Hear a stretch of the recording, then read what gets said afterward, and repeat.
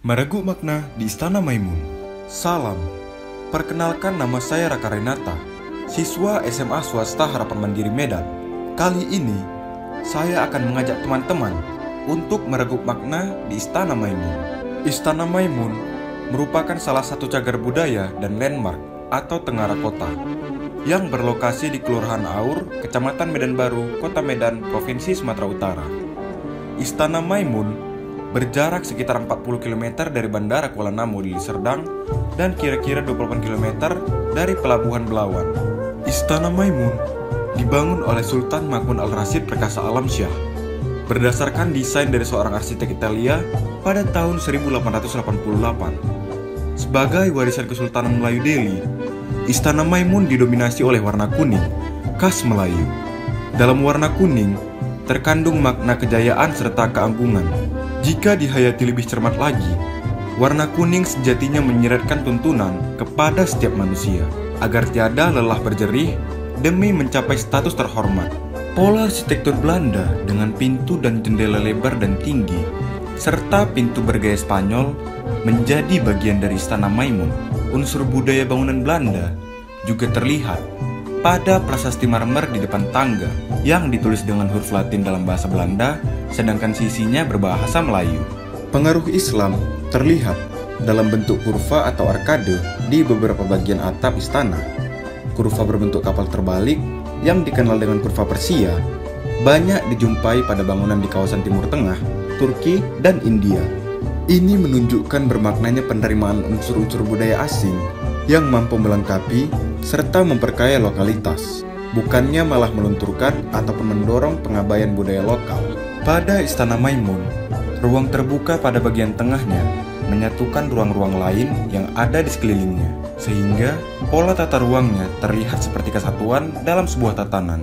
Secara filosofis, hal dimaksud dapat ditafsirkan sebagai tuntunan mulia tentang pentingnya unsur pemersatu di tengah keberagaman. Tanpa pemersatu, maka keberagaman hanya akan berujung konflik dan disorganisasi.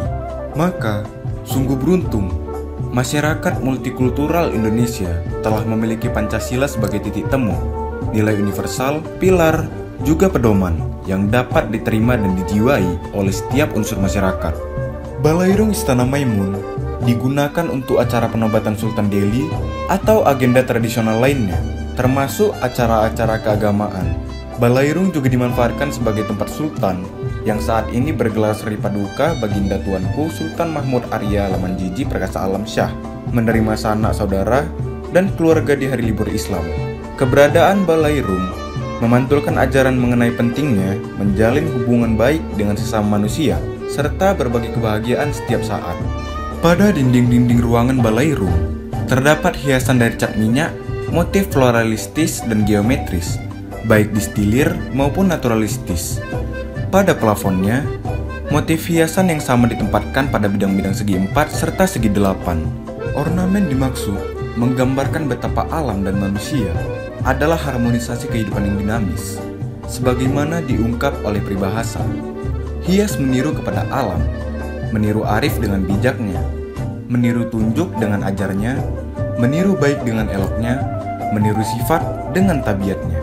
Darinya dapat dipetik pesan betapa kehidupan selayaknya mempedomani alam yang terkembang menjadi pembelajaran berharga bagi manusia. Ciri khas lain Istana Maimun adalah keberadaan serambi dengan jajaran pilar di bagian depannya.